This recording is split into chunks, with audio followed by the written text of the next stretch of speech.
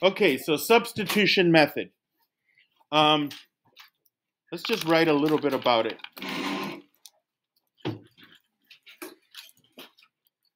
So substitution, write this down,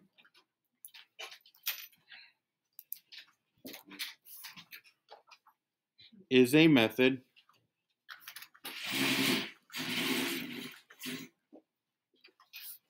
used to solve systems that involves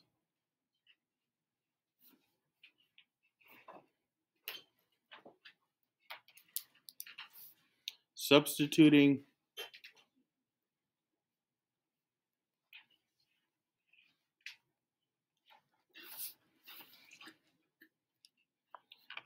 values in place of a variable.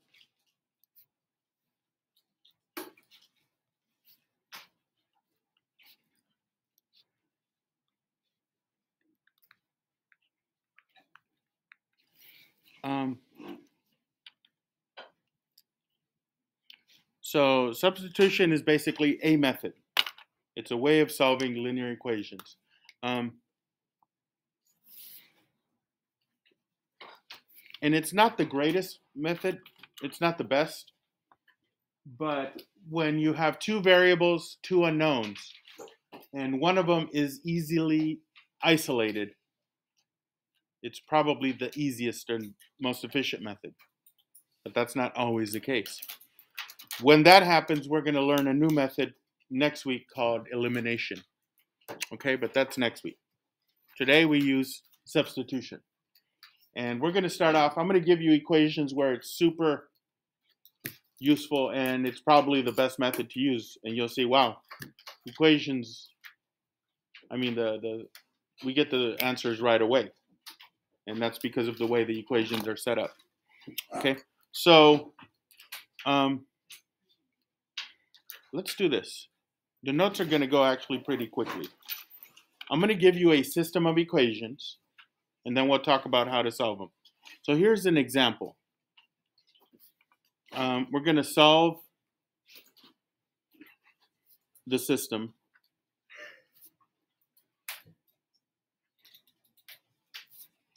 using substitution.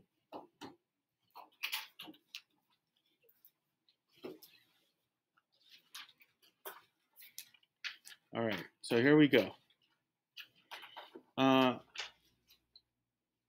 Y equals 4x, and then we have, that's one equation. It's kind of in slope-intercept form already. And then we have y equals negative 6x minus 30 rather. Okay. And this, well, first of all, this isn't a very practical equation to solve by graphing. Because take our second equation. Take a look at that second equation, guys. What's the impractical part of graphing that one? Just the y-intercept, since our first one's at the origin and the other one's at negative 30. Yeah. This one's crossing at the origin for the y-intercept. This one's crossing way down at negative 30. And eventually they'll cross, but you need a lot of graph paper. So we're going to use substitution, and we're going to take advantage of the fact that we're going to look for variables that are isolated. So that's the first thing we want to do. First red flag that substitution is a good candidate to solve this. Look for variables that are isolated, meaning all by themselves. Okay? And we have two. We have y equals 4x and y equals negative 6x minus 30. Okay?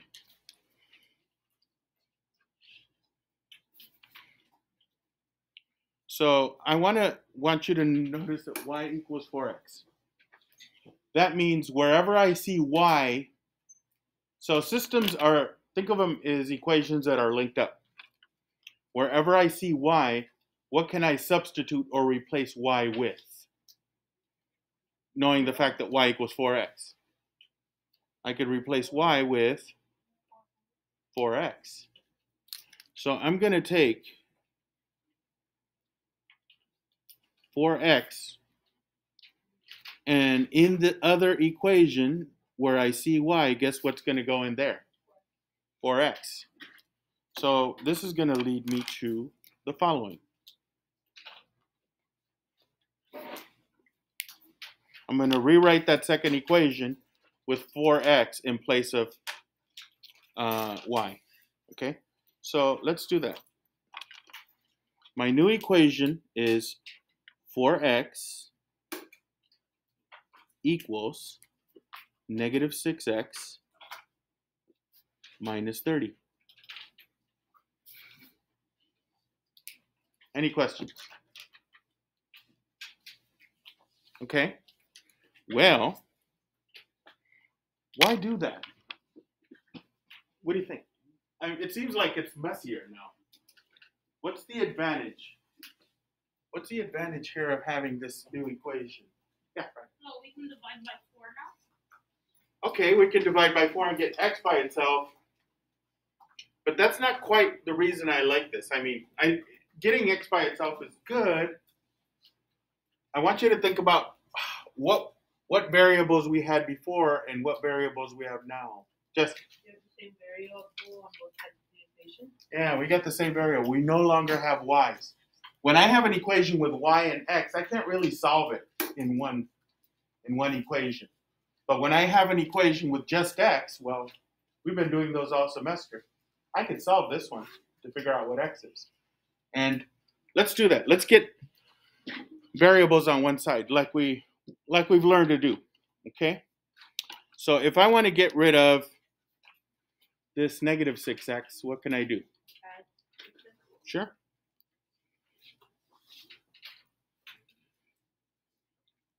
Now we just solve it like any other equation. So the moral of the story here in our description is I'm going to add that comment here. Once there is only one variable,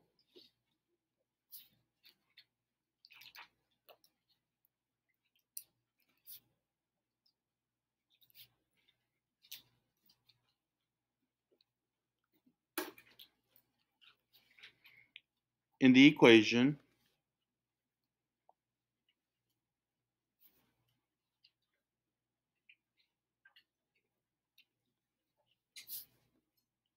solve it.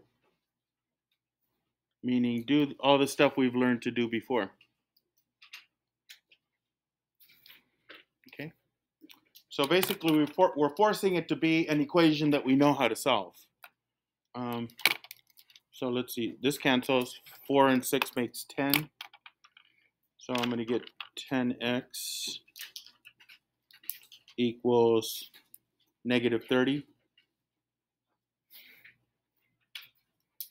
And then divide by 10 on both sides, we get an answer.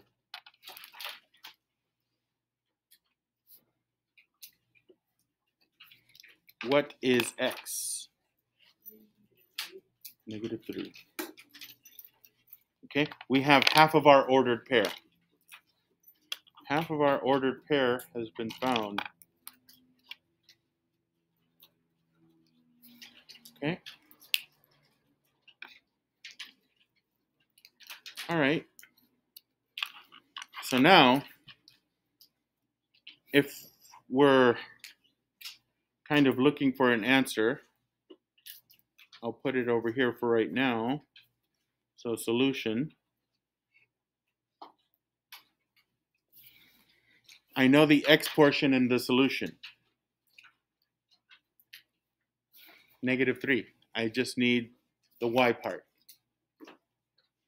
How do I find that? Brandon. Yeah, go back to either one of these equations. I would use a simpler one. So once you find one of the answers or once you solve for one of the variables,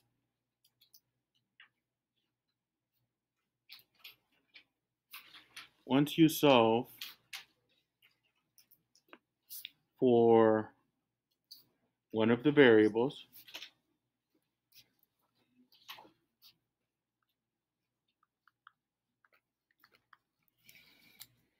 substitute in to solve for the other one.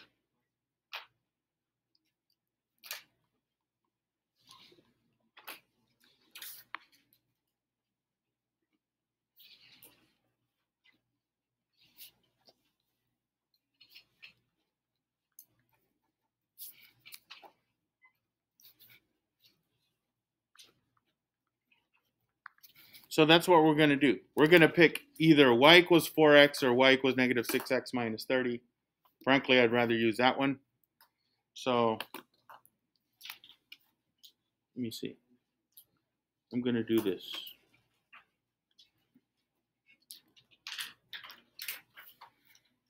I'm going to take that equation. I'm going to rewrite it down here.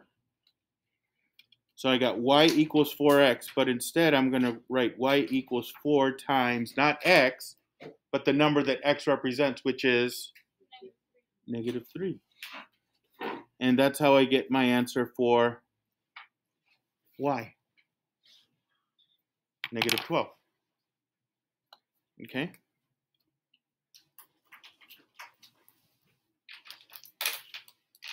And that is the solution.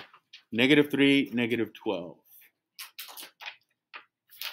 If I were to graph the lines, they would surely cross at negative 3, negative 12. Okay? Any questions? Okay. So we're going to do a few of these together, and then we'll practice.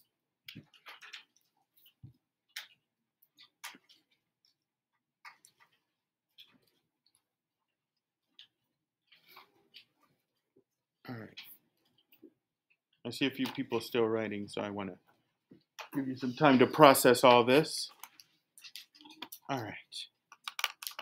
So let's try some. Number one. We'll do maybe 2 or 3. Okay. Let's try this one. Y equals 6x minus 24.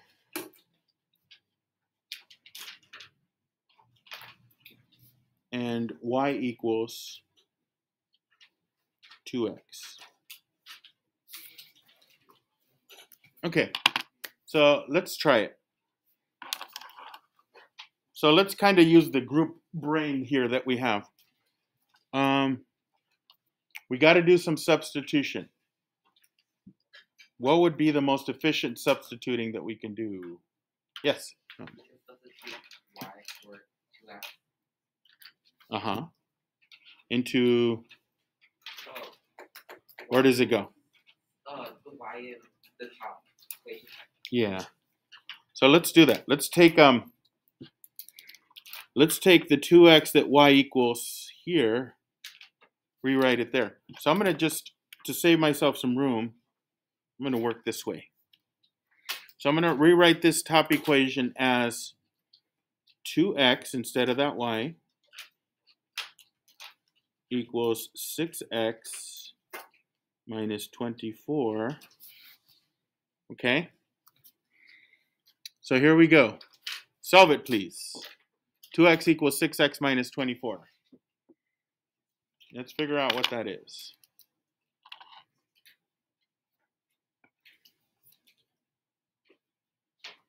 What's it going to be? X equals, at the end, we should know what x is.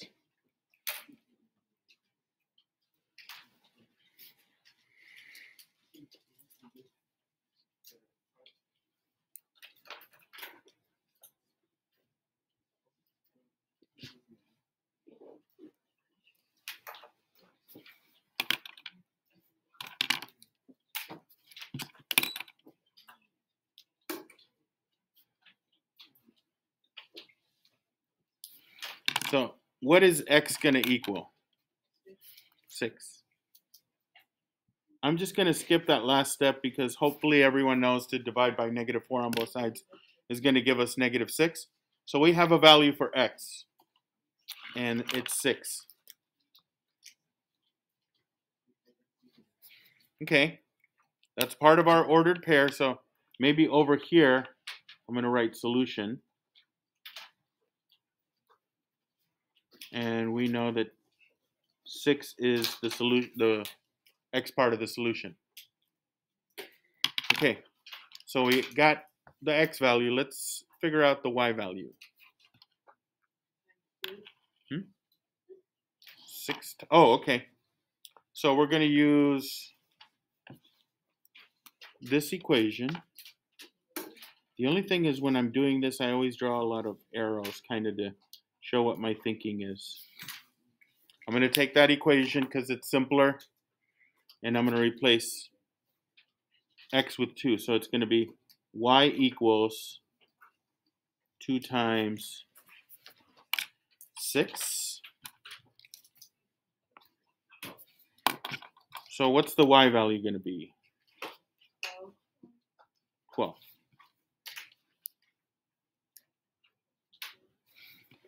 And there it is. The line would cross at 6, 12. Okay. Any questions? Okay. Let's try this one then. And I think this should be enough for today. This is going to kind of lead into what we're going to be doing tomorrow.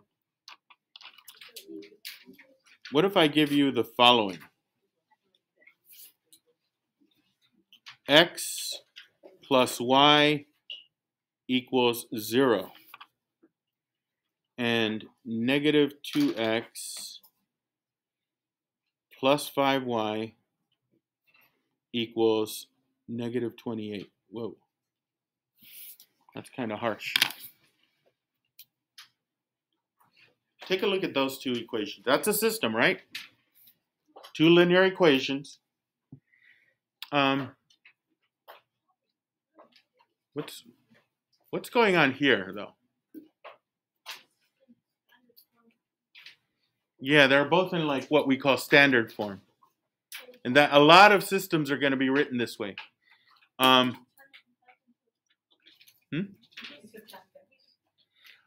okay. Yeah, we want to solve for one of the variables. Yeah, we want to isolate a variable. So this is going to be, we're going to do more of this tomorrow, but we want to isolate either x or y. Get x or y by itself.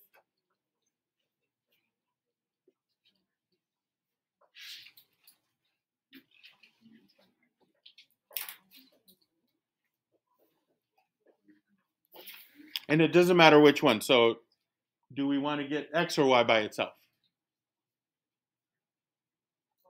Y? Okay. That means x, my friend, x has to go over here.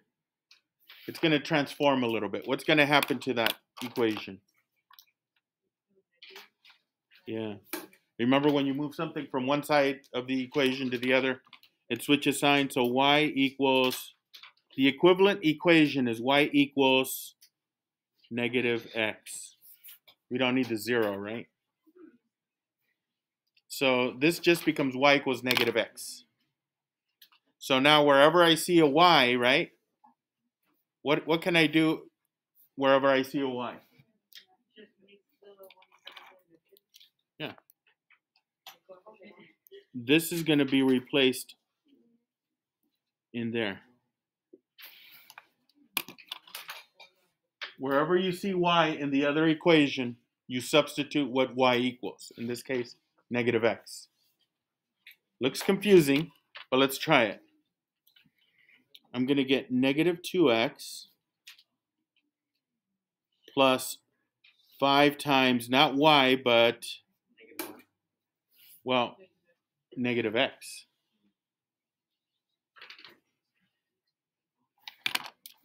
I'm going to replace it with negative x.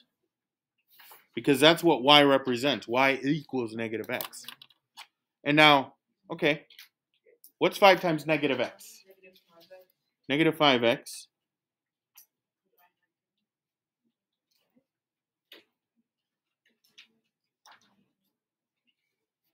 And we combine like terms. Just use your hunches and your skills in algebra, and you'll figure it out. Okay? So add the negative 2x and the negative 5x. That makes negative 7x.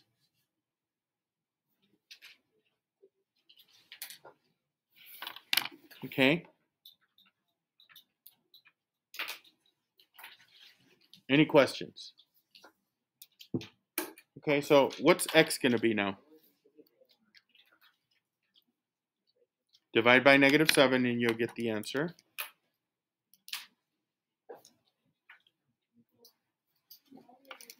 X equals 4. Yeah. So we got one of our answers. So over here where we're writing our solution,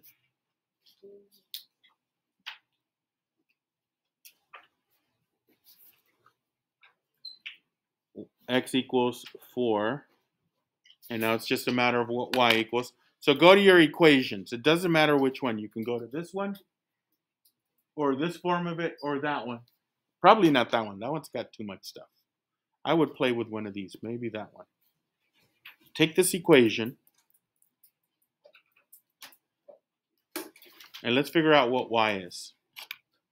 You always want the equation that's going to take you to the answer the quickest way. And that one seems to be the one. Y equals negative whatever x equals. What does x equal? X equals 4. So the answer for y is negative 4. That's our answer. 4, negative 4.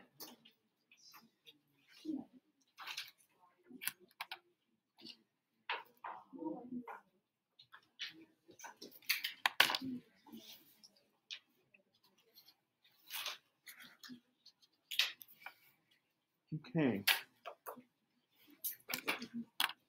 How are we doing? Any questions? You guys okay with this? Okay. So the IXL is going to be 10.